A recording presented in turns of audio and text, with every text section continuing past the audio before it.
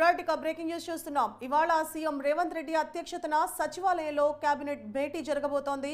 రుణమాఫీ, ధాన్యం కొనుగోళ్లు, ఖరీఫ్ పంటల ప్రణాళిక, రాష్ట్రానికి సంబంధించి ఆదాయం పెంపు తదితర అంశాలపైన ప్రధానంగా కేబినెట్ భేటీలో చర్చించే అవకాశాలున్నట్లుగా తెలుస్తోంది.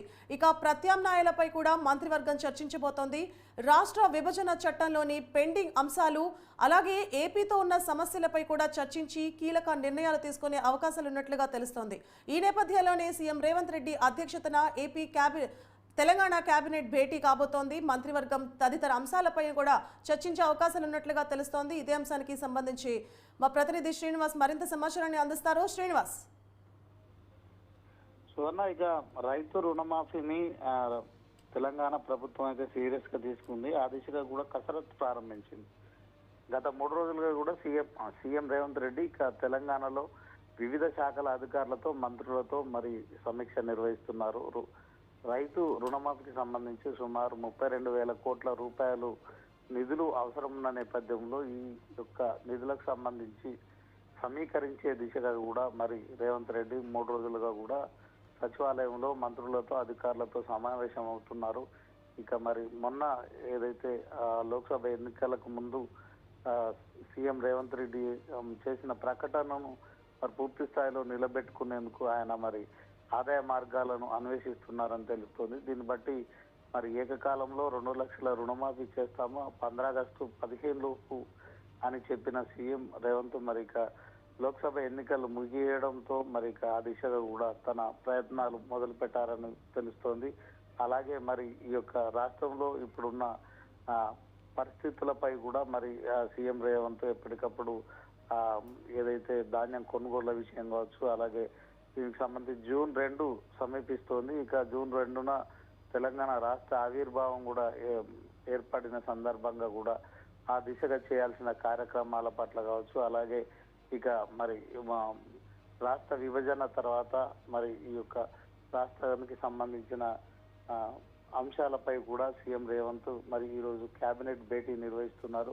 సో ఈ కేబినెట్ భేటీలో ముఖ్యంగా రైతులకు సంబంధించిన రుణమాఫీపై ఒక కార్పొరేషన్ కూడా ఏర్పాటు చేయనున్నారు. దీనికి సంబంధించి కేబినెట్ లో మరి కీలక నిర్ణయం తీసుకునే అవకాశం ఉంది.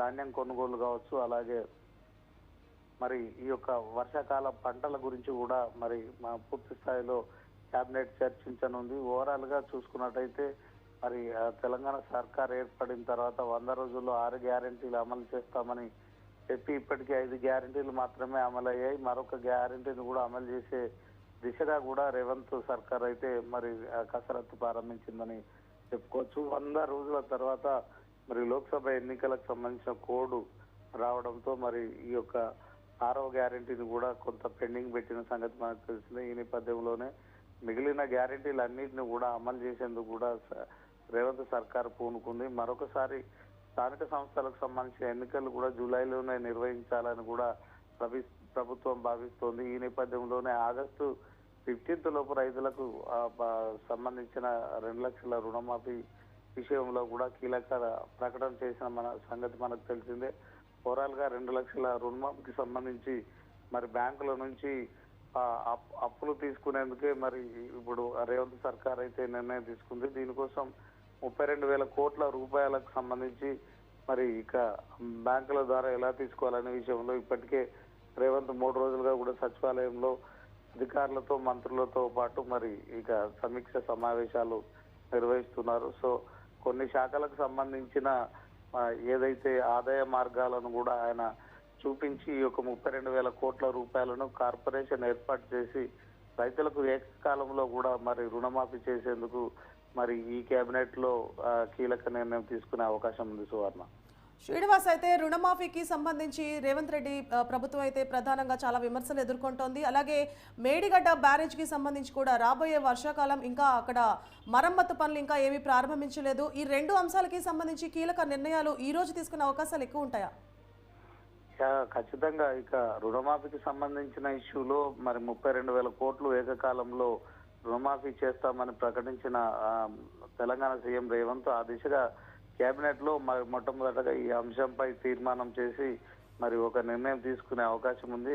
తర్వాత ఇక మేడిగడ్డకు సంబంధించిన ఇష్యూలో ఇక మా చర్చకు వచ్చే అవకాశం ఉంటుంది. అయితే దీనిపైన ఇప్పటికే మరి ఏదైతే సిడబ్ల్యూసి అంటే కేంద్ర జలవనరుల శాఖకు సంబంధించిన ఆ, ఏదైతే నివేదిక రావాల్సి ఉంది. మరి ఈ నివేదిక ఆ, నేపథ్యంలోనే మేడిగడ్డపై నిర్ణయం తీసుకునే అవకాశం ఉంది. అయితే ఈ మేడిగడ్డపై కూడా మరి కాళేశ్వరం ప్రాజెక్టుకు సంబంధించి 1,00,000 కోట్లు వెచ్చించి గత ప్రభుత్వం నిర్ణయించిన ప్రాజెక్టుపై కూడా మరి కీలక నిర్ణయం తీసుకునే అవకాశం ఉన్నట్లు తెలుస్తుంది సువర్ణ.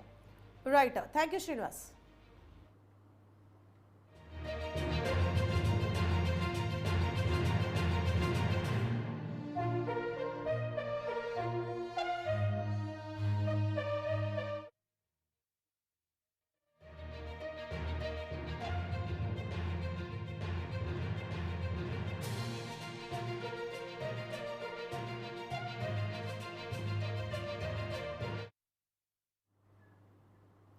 రైట్, ఇక బ్రేకింగ్ న్యూస్ చూస్తున్నాం. తెలంగాణ రాష్ట్రానికి ఉపయోగించే సంక్షిప్త పదాన్ని టీఎస్ కు బదులు టీజీగా మార్చాలని సీఎస్ శాంతకుమారి ఉత్తర్వులు జారీ చేశారు.